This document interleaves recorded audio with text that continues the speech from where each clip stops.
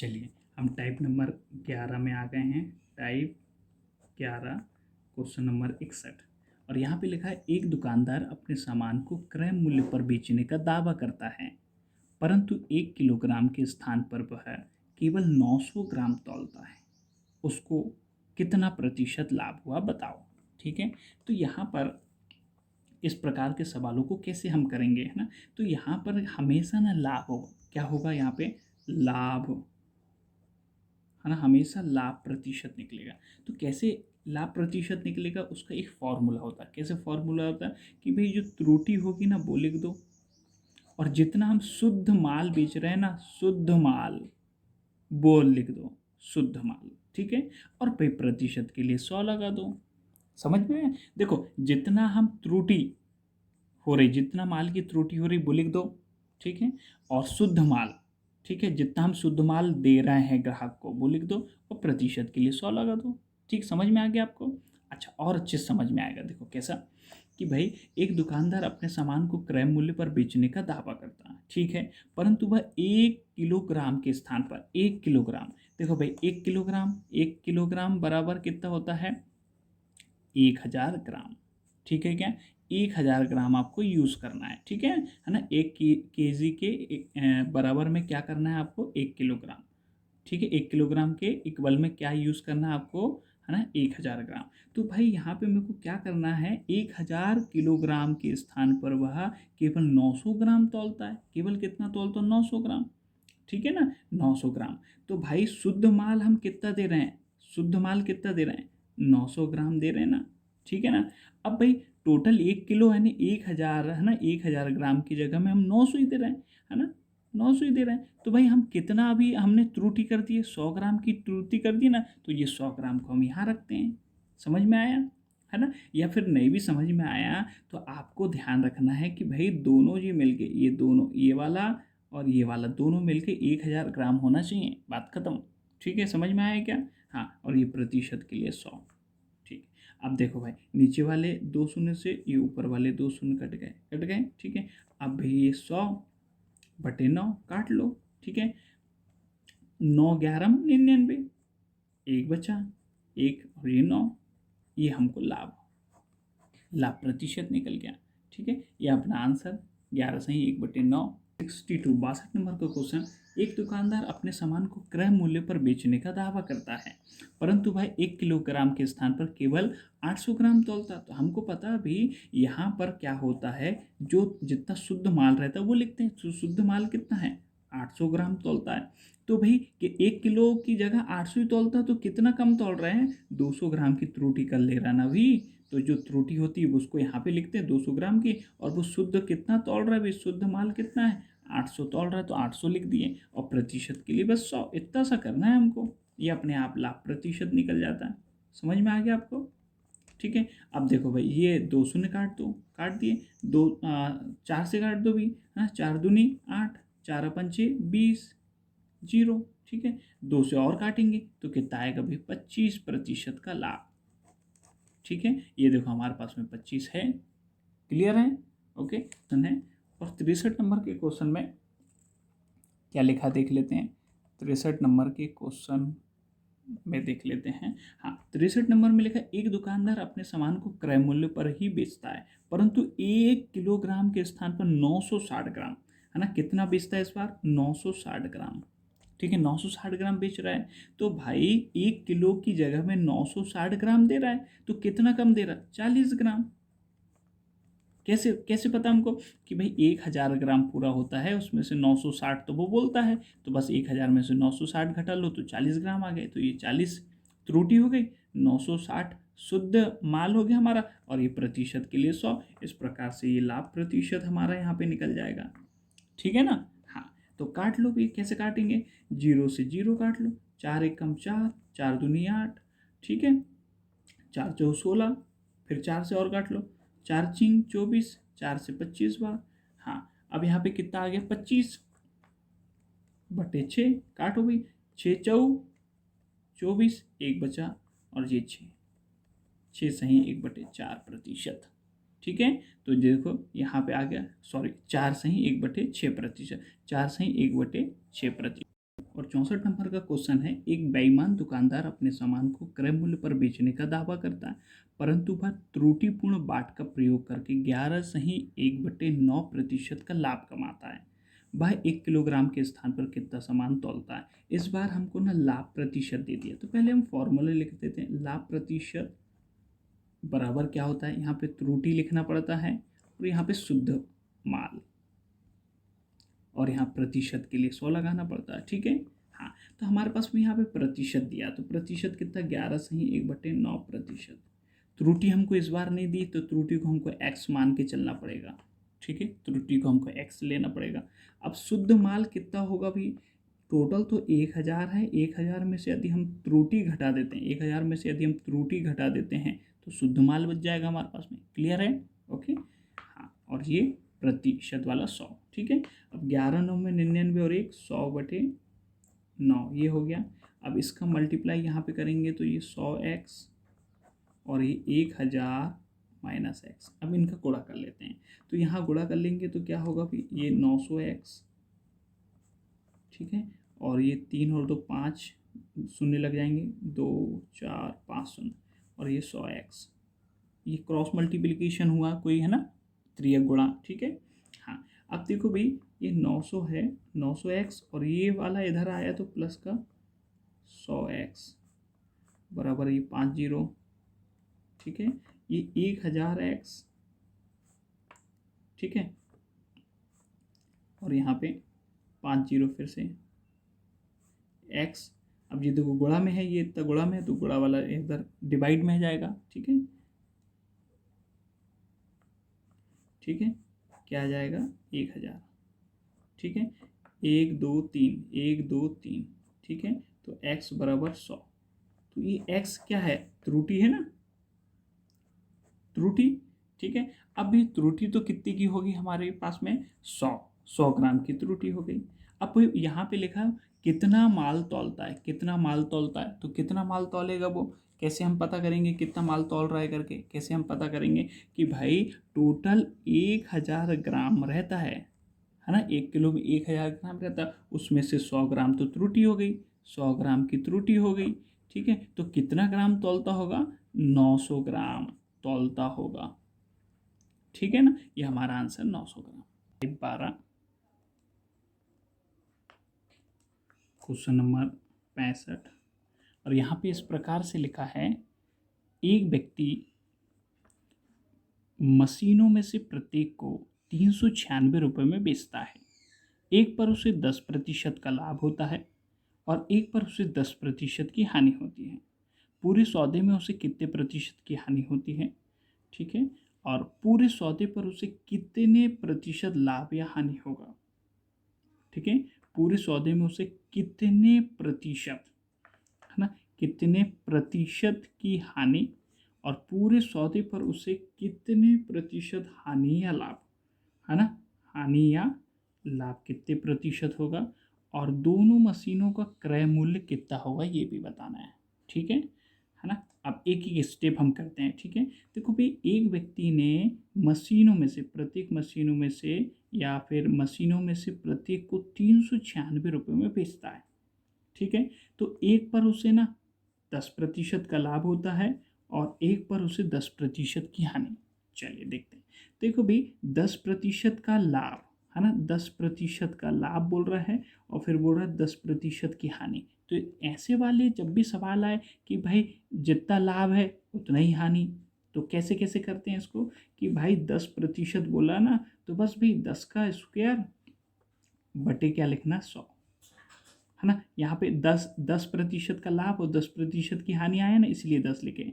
यदि 20 का लाभ 20 की हानि बोलते तो यहाँ पे हम 20 लिख देते हैं। ठीक है, ओके, चलिए ठीक। तो यहाँ 10 बोला तो भाई 10 का स्क्वायर क्या होता है भाई, 100, और नीचे ये 100 तो फॉर्मूले का रहता है। ठीक है, ये 0 से 0 कट गया, यानी 1%। और हमेशा ना ये फॉर्मूला किसका है, हानि का, हमेशा ना इसमें हानि होती है, तो 1% हानि हो गई। ये समझ में आ गया, 1% की हानि। ठीक है, अब देखते हैं फिर से, है ना, कि भाई प्रत्येक मशीनों को 396 में, प्रत्येक यानी हर एक को, तो यहाँ कितनी मशीन है, 2 मशीन है, ठीक है। एक पे 10% का लाभ होता है और एक पे 10% की हानि। तो भाई तो 396 में तो बेच रहा है ना। तो 396 की एक मशीन है और दूसरी मशीन भी 396 की, यानी 2 मशीन है।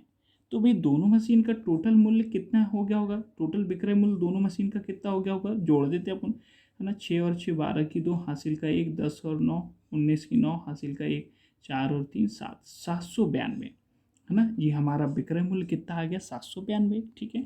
अब देखो भाई ये 792 रुपये की बेच रहा है, 792 रुपये का विक्रय मूल्य है।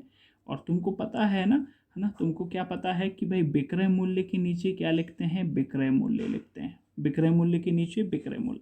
अब देखो भाई विक्रय मूल्य का ये नियम है, यदि हानि हो तो 100 से कम, तो हानि तो हो रही है यहाँ पे, तो हानि कितनी की, 1% की। तो यहाँ 100 से कम मैंने 1 कम कर दो, क्योंकि 1% की हानि हो रही ना, 1 कम कर दिए तो 99। यहाँ पे वो वाली चीज़ लिखते हैं जो हमें है ना ज्ञात करना है। तो कौन सी चीज़ हमें ज्ञात करना है कि भाई पूरे है ना, पूरे सौदे में उसे कितने प्रतिशत हानि होती है ना। तो पूरे सौदे में, ये बार बार रिपीट हो गया फिर से, यानी डबल बार ये प्रिंट हो गया, पूरे सौदे पर उसे कितने प्रतिशत लाभ या हानि होती है, वही मतलब है। तो भाई पूरे सौदे पर तो 1% हमने तो निकाल लिए, ठीक है। अब हमें बताना है कि भाई इनका है ना कितने प्रतिशत की हानि होती है ना। यहाँ पे दिया ना कि कितने प्रतिशत की हानि, तो 1% की हानि निकाल लिया हमने। अब कितने रुपए की हानि, ठीक है, कितने रुपए की, तो रुपए की हानि, तो यहाँ पे हम क्या रख देंगे, है ना, ये हानि का प्रतिशत रख देंगे 1। समझ में आया क्या, ठीक है। देखो फिर से मैं बोल देता हूँ कि विक्रय मूल्य के नीचे विक्रय मूल्य लिखते हैं, ये विक्रय मूल्य दोनों का लिख दिए। अब विक्रय मूल्य यहाँ पे कौन सा आएगा, भाई प्रतिशत वाला आएगा। तो विक्रय मूल्य का क्या नियम है, यदि हानि हो तो 100 से कम, तो 1 की हानि हो रही थी तो 99 लिख दिए। अब यहाँ पे हमें रुपए में कितनी हानि होनी हुई है करके, तो रुपए में हानि कितनी हुई है, तो हम क्या रखेंगे यहाँ पे 1 रखेंगे। क्यों 1 रखेंगे, क्योंकि भाई हानि का प्रतिशत 1 है। ओके, चलो अब काट देते हैं। अब देखो भाई 99 एकम 99, 99 से ये कितनी बार कटेगा, 8 बार, और 8 एकम 8, तो 8 रुपए की हानि, ठीक है। पूरे सौदे में ये एक प्रश्न हो गया यहाँ तक, ठीक है। फिर पूरे सौदे में उसे कितने रुपए लिख देता हूँ मैं, है ना। यहाँ पे प्रतिशत 2 बार आ गया, रुपए लिख देता हूँ यहाँ पे, ठीक है। कितने रुपए, तो भाई रुपए में कितने, 8, 2 बात हो गई। अब तीसरी बात कि दोनों मशीनों का क्रय मूल्य कितना होगा। दोनों मशीनों का क्रय मूल्य देख लेते हैं, है ना, दोनों मशीनों का क्रय मूल्य, ठीक है। हाँ, तो पहली मशीन तो भी 396 में बेचता है, दूसरी भी 396 में बेचता है, ठीक है।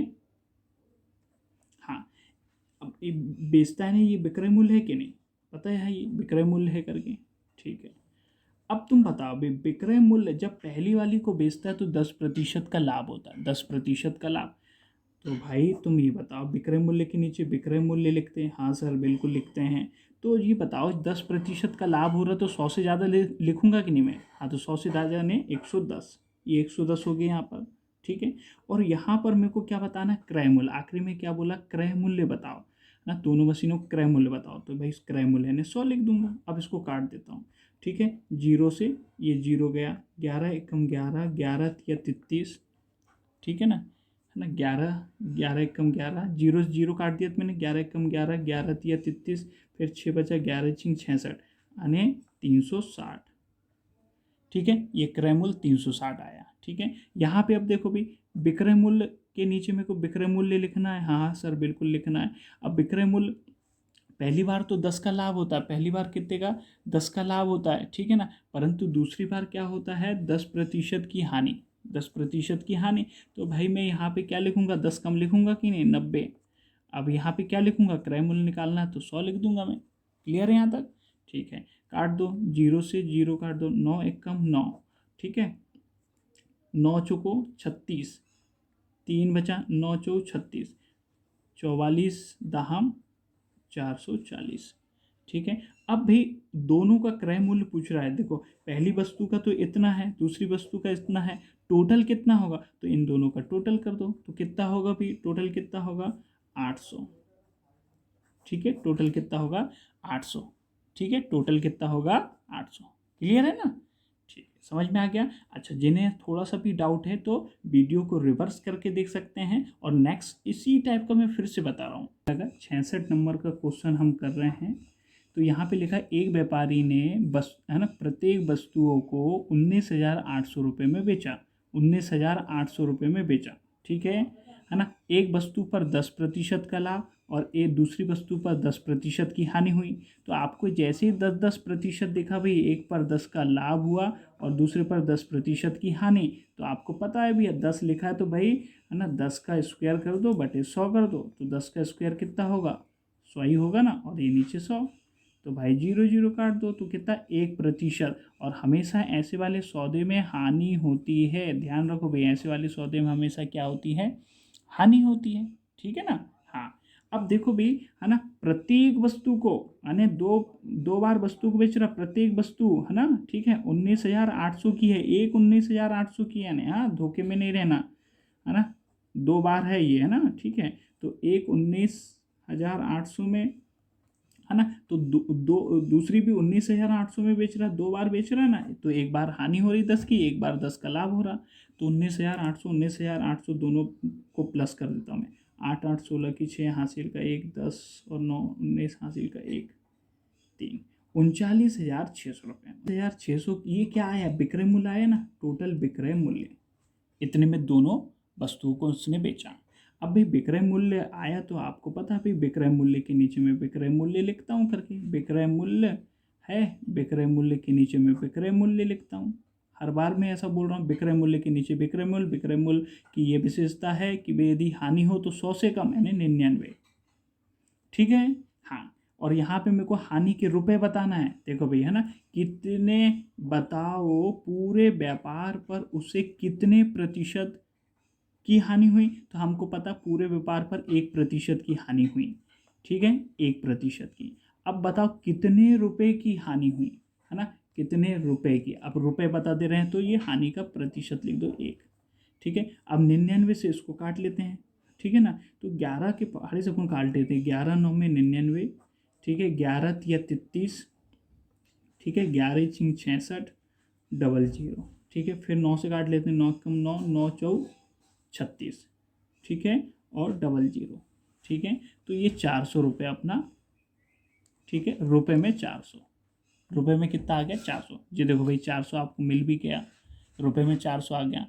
अब हमको बताना है कि है ना, एवं वस्तु का क्रय मूल्य बताओ, किसका भाई, वस्तु का क्रय मूल्य बताओ। अब वस्तु का क्रय मूल्य अपन कैसे बताएंगे भाई, अपन ने जैसे अपन ने लास्ट टाइम करे थे वैसे ही करेंगे कि भाई पहली वस्तु 19,800 की बेची यानी 19,800 विक्रय मूल्य, दूसरी वस्तु भी कितनी भी 19,800 की, है ना, ये भी बेची। परंतु जब एक पहली वाली को बेच रहे थे तो कितने का 10% का लाभ हो रहा था, यानी मैं विक्रय मूल्य के नीचे विक्रय मूल्य लिखूंगा भैया, और यहाँ पे विक्रय मूल्य में क्या लिखूंगा 110 लिखूंगा, ठीक है, और यहाँ पे मैं क्या लिखूंगा, क्रय मूल्य बताना है यानी 100, ठीक है। ये विक्रय मूल्य के नीचे मैं विक्रय मूल्य लिखूंगा, और दूसरी बार क्या हो रहा था, हानि हो रही थी 10 की, तो मैं 100 से कम लिखूंगा 10, 90 लिखूंगा है नहीं। और यहाँ पे 100 क्यों लिख रहा हूँ, क्योंकि क्रय मूल्य बताना है। समझ में आ गया भाईजान। चलो आगे बढ़ते हैं, 0 से 0, 11 एक कम 11, ठीक है, 11 एक कम 11, 8 ज़्यादा हो रहा, 11 अट्ठे 88 0।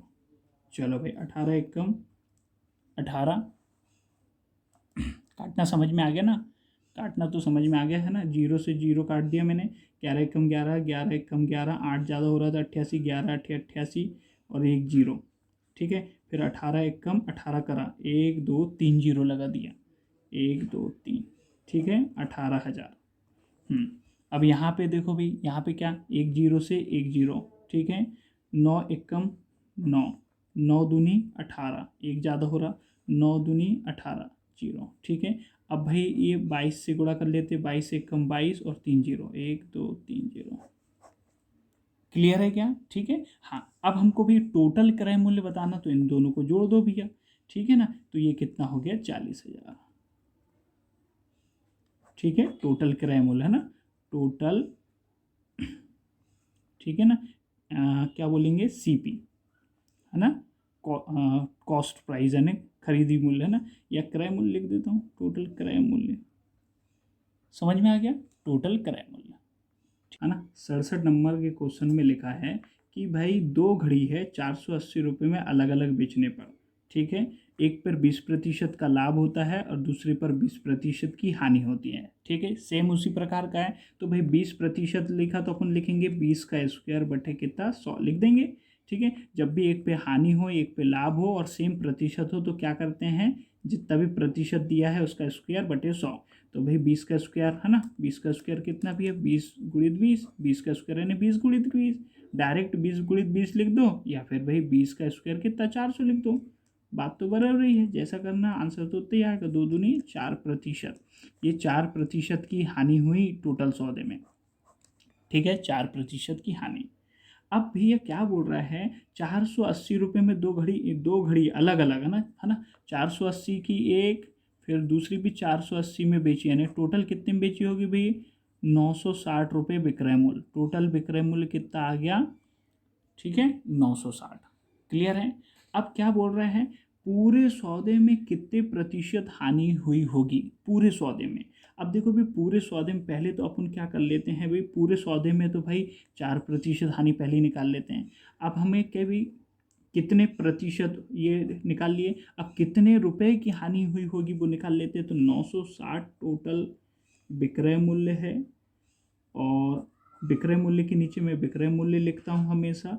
और विक्रय मूल्य की ये विशेषता है कि भाई हानि हो तो 100 से कम, तो हानि हो रही 4 की, तो 100 से कम मैंने 4 कम कर दो भैया 96, ठीक है। और यहाँ पे मैं क्या लिखता हूँ, यहाँ पे बोल रहा है हानि के रुपए, कितने रुपए की हानि हुई, तो कितने रुपए की, तो हमारे पास में यहाँ परसेंट है तो परसेंट रख दो, ठीक है ना, 4। तो देखो 96 एक कम 96, 96 एक कम 96, तो भाई 10 चौ 40 रुपये, ठीक है। तो देखो भाई 4%, तो हमारा जो 4% आ गया जी 40 रुपये की हानि, तो ये 40 रुपये की हानि भी आ गया, दो आंसर आ गए। अब हमें बता रहा है कि भाई दोनों घड़ी का क्रय मूल्य बताओ, दोनों घड़ी का क्रय मूल्य बताओ। तो हम अभी जैसे बताते वैसे ही बता देंगे अब भी, है ना, कि भाई पहली घड़ी 480 में बेचे, जब 480 में बेचे हैं ना ये विक्रय मूल्य है, दूसरी घड़ी भी 480 रुपये में बेचे थे, ठीक है ना, विक्रय मूल्य है। अब भी एक पर क्या हो रहा था, है ना, एक पर 20% की हानि, है ना, 20% की हानि, तो यहाँ विक्रय मूल्य में क्या आएगा, विक्रय मूल्य के नीचे विक्रय मूल्य, और विक्रय मूल्य की क्या विशेषता, हानि हो तो 100 से कम, यानी यहाँ कितना लिख दूँ 80, क्योंकि 20 की हुई थी ना हानि, तो 80 लिख देता हूँ। यहाँ पे क्या लिखना पड़ेगा 100, 100 क्यों लिख रहा हूँ मैं, क्योंकि क्रय मूल्य 100 होता है। यहाँ पे विक्रय मूल्य के नीचे विक्रय मूल्य, और विक्रय मूल्य की क्या विशेषता है, लाभ हो तो 100 से कम, तो लाभ हो रहा है ना, ठीक है ना। दूसरी घड़ी पर 20% की हानि, ठीक है, और एक पर 20% का लाभ, ठीक है, एक पे है ना, तो मैंने यहाँ पे हानि वाला रख दिया था, तो यहाँ पे मैं लाभ वाला रख देता हूँ, लाभ वाला कितना भी 20 का लाभ है ना 120 रख देता हूँ, ठीक है ना। आगे पीछे भी कर लो कोई दिक्कत नहीं, यहाँ पे 120 रखेंगे कोई दिक्कत नहीं, भी दूसरा वाला निकल जाएगा, कोई प्रॉब्लम थोड़ा आएगी। और यहाँ पे 100 क्यों रख दिया मैंने, 100 इसलिए रख दिया क्रय मूल्य निकालना हमको। देखो 0 से 0, 12 कम 12, 12 चौ 48, 100 चौ 400, यहाँ पे 400 आ गया, ठीक है। और यहाँ पे काट दो भैया, 0 से 0, 8 छिंग 48, ये 600 आ गया, ठीक है, 600 और 400 1000, ये टोटल क्रय मूल्य 1000, ठीक है। और अपना देखो भाई ये आपको 1000 रुपये दिख गया, ठीक है। 68 नंबर में लिखा है एक गाय और एक घोड़े में से प्रत्येक को 12,000 रुपये में बेचा गया, प्रत्येक को यानी अलग अलग, तो 12 12 कितने हो गए होंगे, 12,000 में घोड़ा 12,000 का गाय, तो टोटल 24,000 विक्रय मूल्य हो गया, है ना, विक्रय मूल्य टोटल कितना हो गया 24,000, ठीक है, 24,000 विक्रय मूल्य हो गया। फिर इसके बाद में 20% का लाभ और 20% की हानि, एक पर 20% का लाभ दूसरे पर 20% की हानि, हमको पता है भैया, है ना, जब भी ऐसा बोलता है तो भैया जो भी बोलता है जितने जितने की तो उतना हम लिख देते हैं, तो 20 की हानि यानी 20 का स्क्वायर बटे 100, तो ऐसा भी लिख सकते हैं भाई 400 भी लिख सकते हैं, या 20 गुणित 20 भी लिखो, कोई प्रॉब्लम नहीं है, ठीक है ना। तो ये 4%, और ऐसे में हमें पता है ऐसे वाले सौदे में हमेशा हानि होती है, तो 4% की हानि, ठीक है। अब भी कितने प्रतिशत की, तो 4% की। अब कितने रुपए की, तो रुपए निकालने के लिए हम क्या करते हैं भाई, टोटल विक्रय मूल्य लिखते हैं ऊपर, विक्रय मूल्य 24,000 है, विक्रय मूल्य के नीचे भी विक्रय मूल्य होता है, तो भाई विक्रय मूल्य के नीचे विक्रय मूल्य, और विक्रय मूल्य की क्या विशेषता है कि भाई हानि हो तो 100 से कम, तो 4 की हानि हो रही है, यानी यहाँ पे भी 96 आएगा, और यहाँ पे क्या आएगा भैया, यहाँ पे क्या आएगा 4। ठीक है, क्यों 4 आएगा, क्योंकि हानि के रुपए निकालना हमको, है ना। ठीक है, हाँ, तो 24 एकम 24, 1 2 3 जीरो लगा दो, 24 चौ 96, ये 4 से 4 गया तो 1000 रुपये। हानि में कितना आएगा, 1000 रुपये। देखो भाई 4% ये अपना आंसर आ गया, और 1000 रुपये की हानि ही आ गया। ठीक है, अब भी 25,000 रुपये और लाना है, क्रय मूल्य दोनों का अब भी लाते हैं वो भी। ठीक है, देखो भाई पहले को अपन ने बेचे 12,000 रुपये में, 12,000 रुपये पहले का विक्रय मूल्य। ठीक है, दूसरे वाले का विक्रय मूल्य भी कितना, 12,000 रुपये है। ठीक है, हाँ दिख रहा है ना। हाँ, एक पे 20% का क्या हो रहा था, लाभ, है ना, 20% का लाभ, तो 20% का लाभ हो रहा, तो भाई वहाँ यहाँ पे क्या लिखूंगा मैं, 120, और यहाँ 100 क्यों लिखूँ, क्रय मूल्य के लिए। यहाँ पे भी 20 की हानि हो रही है, तो 20 की हानि हो रही थी, इस बार में क्या लिखूंगा, 80, और यहाँ पे 100 क्यों लिखा, क्योंकि भाई क्रय मूल्य निकालना है। अब तो समझ में आने लगा होगा ना। ठीक है ना, ये 0 से 0 गया, 12 एकम 12, 12 एकम 12, 2 जीरो, तो कितना हो गया भाई ये 10,000। ठीक है, 2 और 2 4 जीरो, तो 2 और 2 4 जीरो, 0 से 0, 8 एकम 8, 8 एकम 8, 4 ज़्यादा 8 अपना 40 जीरो। ठीक है ना, 15 एकम 15 और डबल जीरो। ठीक है, तो भाई एक बार क्या हुआ 10,000। ठीक है ना, एक बार क्या आया 10,000, और इस पर कितना आया 1500। ठीक है ना, एक जीरो और है 15,000। ठीक है, क्या क्लियर है यहाँ तक। ठीक है ना, 3 जीरो थे तो 3 जीरो लिख दिया मैंने, तो भाई 15 और 10 25,000, टोटल कितने हो गया 25,000। तो 25,000 अपना क्रय मूल्य आ गया। Question number 73। ठीक है, शक्कर के मूल्य में 20% कमी आने पर एक व्यक्ति 300 रुपये में 2 किलोग्राम शक्कर अधिक खरीदता है। कितने भैया, 300 रुपये लेके गया, एक व्यक्ति कितना लेके गया, 300 रुपये लेके गया, 20% की कमी आ गई। तो भाई 300 का 20% कितना होता, पहले तो देख लेते, 300 का 20%, 20% के लिए 100, 0 से 0, 3 दूनी 6, यानी 60 रुपये की कमी आ गई। अब भाई 300 रुपये लेके गया था, 60 रुपये की कमी आ गई, यानी कमी का मतलब है ना 60 रुपये उसके पास में बच गए। अरे भाई 20% की कम कम हो गई ना, रेट कम हो गया, रेट कम हो गया तो भाई 60 रुपये बच गए। 20% रेट कम हो गए, तो 20% अब उन्हें निकाल के देखे रुपयों में, तो अरे भाई 60 रुपये बच गए। तो उन्होंने सोचा कि भाई 60 रुपये में ऐसे ही घर नहीं ले जाऊंगा मैं क्या कर लेता हूँ, 2 किलो शक्कर और अधिक खरीद लेता है वो, तो 2 किलो शक्कर और आ गई, है ना। 2 किलो शक्कर कितने में, 60 रुपये में आ गई, ले लिया उनने। यहाँ तक समझ में आया। तो भाई यहाँ पे हमको 1 किलो निकालना है, 1 किलो कितने की आएगी, तो अपन क्या करेंगे 60, और ये नीचे ला दो 2। ठीक है ना, है ना, यहाँ पे एक एक रहने देते हैं, और यहाँ पे नीचे 2 ला देते हैं। आपका मतलब ऐसा तो नहीं बोले यहाँ एक, तो यहाँ पे भी 1 लिखो करके, ऐसे नहीं, हमें हमको पर केजी निकालना रहता है, तो ये पूरा डिवाइड में जाता, तो 2 डिवाइड में आ गया, 2 एकम 2, 2 तिया 6, और 0, है ना। तो भाई 1 किलो कितने की आई, 1 किलो 30 रुपये की आई। ठीक है, क्या 1 किलो कितने की, 30 रुपये की। तो भाई ये यहाँ तक ठीक है। तो नया मूल्य, ये नया मूल्य, ये नया वाला है ना। नया क्यों बोल रहे हैं हम, क्योंकि भाई अभी 20% की कमी हो गई, तो यानी नया वाला यही है ना। तो पुराना पुराना वाला बताओ, तो पुराना कैसे बताएंगे, पुराना यानी जब 20% की कमी नहीं हुई होगी, तो 20% की कमी नहीं होगी वो वाला बताना है, पुराना वाला। पुराना वाला भी बताओ, तो कैसे बताएंगे देखो, ये देखो भाई 30 रुपये आज का है कि नहीं, 30 रुपये आज का, आज का। ठीक है ना, ये 30 रुपये मूल्य का आज कब का है, आज का है। और आज का जो प्रतिशत होगा वो कितना होगा, 80 होगा कि नहीं, 80%। ठीक है ना। अरे भाई आज क्या हुआ कि आज 20% की कमी हो गई, यानी 80, और आज मूल्य कितना है 30, यानी 80 का मान कितना है 30। और पहले जब मूल्य नहीं घटा होगा, पुराना मूल्य कितना रहा होगा, 100 ही रहा होगा कि नहीं। आया समझ में क्या। ठीक है, आ गया तो भाई कर लो। ठीक है, 20 चौ 80, 20 पंचे 100। ठीक है, अब भाई ये 2 से काट लो, 2 दूनी 4, 2 से कितने बार 15 बार, 15 पचे कितना होता भाई 75। ठीक है, बटे 2। तो भाई 75 के आधे कर दो, यानी 2 भाग कर दो, तो कितने भी 37 37.5। पहले 37 रुपये था, 37.5 था, और अब अभी कितना कम हो गया था, तो 30। 74 नंबर क्वेश्चन देख रहे हैं। सेब के मूल्य में 15% कमी आ गई।